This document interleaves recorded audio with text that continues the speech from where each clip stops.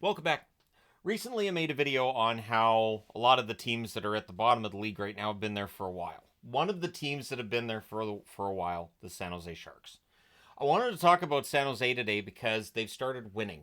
And the question then becomes one of, okay, so is this just going to be remembered as that good part of the season where they're winning, or could this be sustainable?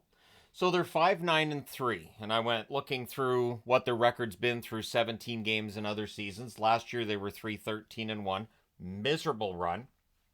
The year prior, 5-9-3, so same record as now. And 2021-2022, they were actually 8-8-1, 17 games into the season. But it feels like they're trending in the right direction, and I haven't said that about San Jose in years, right?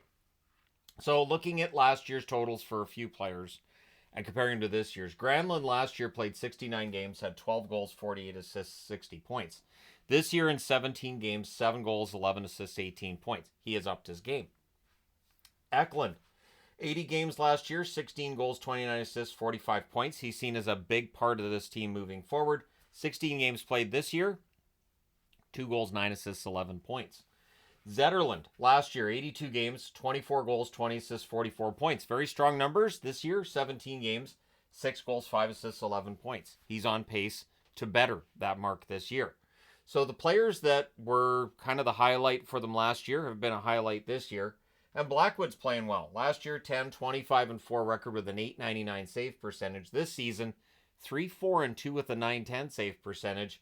And he just went in and stole one from New Jersey a few days back. So, yeah, the goaltending's been good for all the discussions about Askarov. And Askarov's going to be the guy, just not yet. This is a team that's still struggling to score goals overall. They're 31st in the league at 2.35 goals scored per game. Goals against, they're 26th at 3.41. So it's not great compared to most of the league, but it is light years better than where they were last year. Last year, there was a lot of hopelessness. There was the back-to-back games where they allowed 10 goals, and this year, this team looks a lot better. So looking at their last 7 games, they've won 5 out of those 7 games. It started with a 5-4 overtime win over Utah. That's their first win of the season. Then they beat LA 4-2. Then they beat Chicago 3-2. So of those 3 teams, LA is the one that's a bit of a surprise. Then they lose against Vancouver 3-2. But remember, they very nearly tied that game in the closing seconds. You add 5 minutes to that clock, they probably do tie the game. Then they beat Columbus in overtime 2-1. They lost to Minnesota 5-2. That's the only game where you could tell the other team was just better and they weren't going to win that night. Then they go on the road. They beat New Jersey 1-0 in Blackwood's revenge game.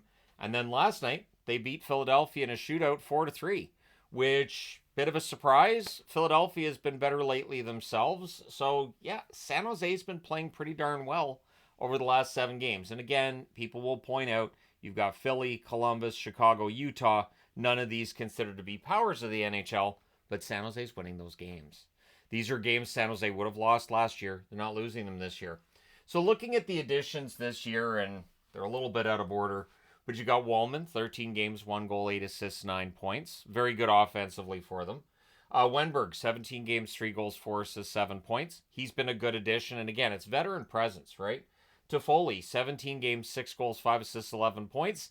Gives their forward group a little more bite offensively. Grundstrom, 14 games, just the 3 assists, but he's had some chances. The puck's got to start going in the net for him. Jack Thompson's been something since they called him up. 10 games, 2 goals, 3 assists, 5 points. Not bad for a defenseman at the time they called him up. I said, who? And then you got Celebrini. Just 5 games played by Celebrini. Just the 5. 3 goals, 1 assist, 4 points. But he's very creative, and you can see in each game, whether he does or doesn't produce, he's going to be a star in the NHL. Will Smith, 13 games, 2 goals, 1 assist, 3 points. He's been very good lately. Cody Ceci, a good addition from the Edmonton Oilers, 3 assists in 17 games. So, yeah, I think Ceci's been solid for them. Barclay Goodrow, who came over to the Sharks from the Rangers, and there was discussion about whether or not he wanted to go, and they might have been on the no-trade list, but he's got 2 goals in 17 games. I haven't heard anything about him being upset with being back in San Jose, and he's been solid for them in that bottom 6. Dellandrea, 13 games, just the 1 goal. They probably want a little more out of Dellandrea than what they've had, but they didn't give up much for Dellandrea anyways, so it works. And then you've got Liljegren, It should be Liljegren, but he wants it pronounced Liljegren, so here we are. 5 games, no points since San Jose, but he's been a +3. And he's been playing a pretty prominent role on the blue line since they added him, and they haven't got blown out in these games either. I mean, if you consider 5-2, 5-2 against Minnesota to be a blowout, okay, but it's definitely obvious that their defense and their goaltending have got a lot better this year, which was a problem. And then you've got the fact that with all of these additions and a number of veterans being put in the lineup, now you can take your time with Thomas Bartolo. You can take your time with Bysted. You can take your time with Colin Graff. Quentin Musty. They don't have to come up and play. You don't have to worry about it. Sam Dickinson, another one, which I wrote as Sam, but it's definitely Sam. I'll fix it. Stupid entertainment guy writing up my board. Sam Dickinson. Yaroslav Askarov, of course, the goaltender, gets to play in the AHL this year because Vanacek and Blackwood have both been good. Vanacek's been fantastic recently. And Shakir Mahatmadullin, love the name, like the player, and another of those young players that could be an impact guy for San Jose. With the additions, they're able to keep these guys, in the minors or elsewhere and make sure that they're able to come up and play when they're ready. That's the key thing, right? It's another reason why Chicago is one of the older teams. They just make sure they're not relying on a bunch of young guys. There are young guys in that roster too, but they're definitely helped by having a number of veterans. So with them winning 5 of their last 7, the question I had to ask was, so could they win more games upcoming, or are we going to see them fall right back off? And this stretch of 7 games where they've won 5, could this just be the exception rather than the rule? Well, Thursday they're in New York against the Rangers. Not likely they beat the Rangers. But then they're in Pittsburgh on Saturday. Pittsburgh, we saw last night, this is a team that is clearly rattled. They're not playing particularly well. Pittsburgh can be defeated. Absolutely can. Then they come home. They play against Detroit on Monday. Detroit's been very unpredictable. I would not be surprised to see San Jose beat Detroit. Then they go to Dallas on the 20th, which is a Wednesday. And Dallas, like last night, they destroyed Pittsburgh, but they've definitely played down to lesser opponents at points this season too. Could be interesting. Then the next night on the 21st, a Thursday, they're in St. Louis. That's going to be a tough one.